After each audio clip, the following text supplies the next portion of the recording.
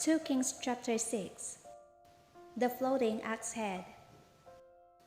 And the sons of the prophets said to Elisha, "See now, the place where we dwell with you is too small for us. Please let us go to the Jordan, and let every man take a beam from there, and let us make there a place where we may dwell." So he answered, "Go." Then one said, "Please consent to go with your servants." And he answered, "I will go." So he went with them, and when they came to the Jordan, they cut down trees. But as one was cutting down a tree, the iron axe head fell into the water, and he cried out and said, "Alas, master, for it was borrowed." So the man of God said, "Where did it fall?" And he showed him the place. So he cut off a stick and threw it in there, and he made the iron float. Therefore he said, "Pick it up for yourself." So he reached out his hand and took it. The blinded Syrians captured. Now the king of Syria was making war against Israel, and he consulted with his servants, saying, "My camp will be in such and such a place." And the man of God sent to the king of Israel, saying, "Beware that you do not pass this place, for the Syrians are coming down there." Then the king of Israel sent someone to the place of which the man of God had told him. Thus he warned him, and he was watchful there, not just once or twice. Therefore the heart of the king of Syria was greatly troubled by this thing. And he called his servants and said to them, "Will you not show me which of us is for the king of Israel?" And one of his servants said, "None, my lord, O king. But Elisha the prophet, who is in Israel, tells the king of Israel the words that you speak in your bedroom." So he said, "Go and see where he is, that I may send and get him." And it was told him, saying, "Surely he is in Dothan." Therefore he sent horses and chariots and a great army there, and they came by night and surrounded the city. And when the servant of the man of God arose early and went out, there was an army surrounding the city with horses and chariots. And his servant said to him, "Alas, my master, what shall we do?" So he answered, "Do not fear, for those who are with us are more than those who are with them." And Elisha prayed and said, "Lord, I pray, open his eyes that he may see."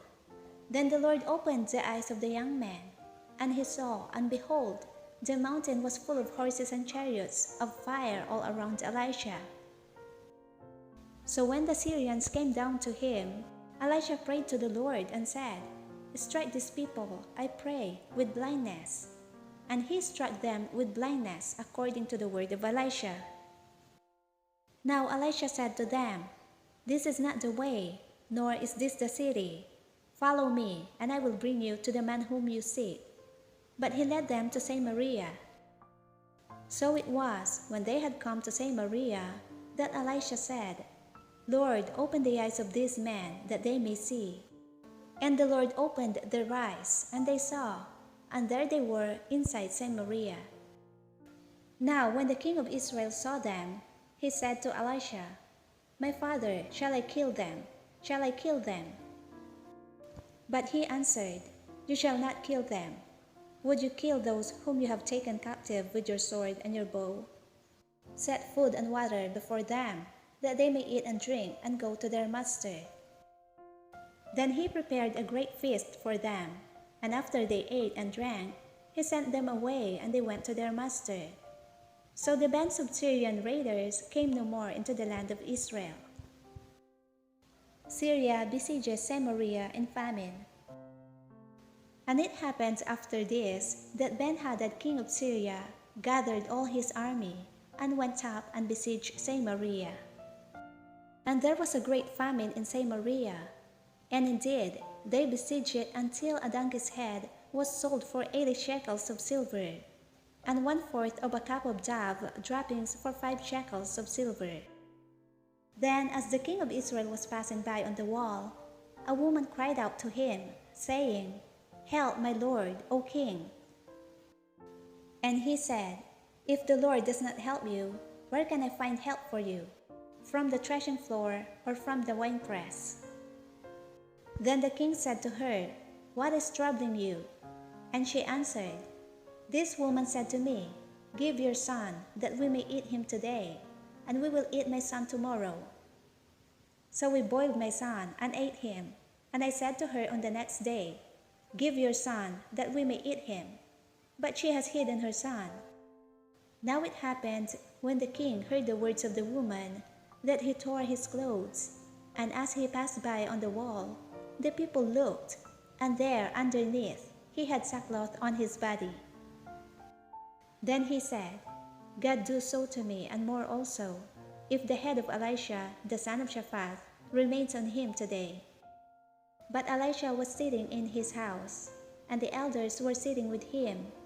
And the king sent a man ahead of him.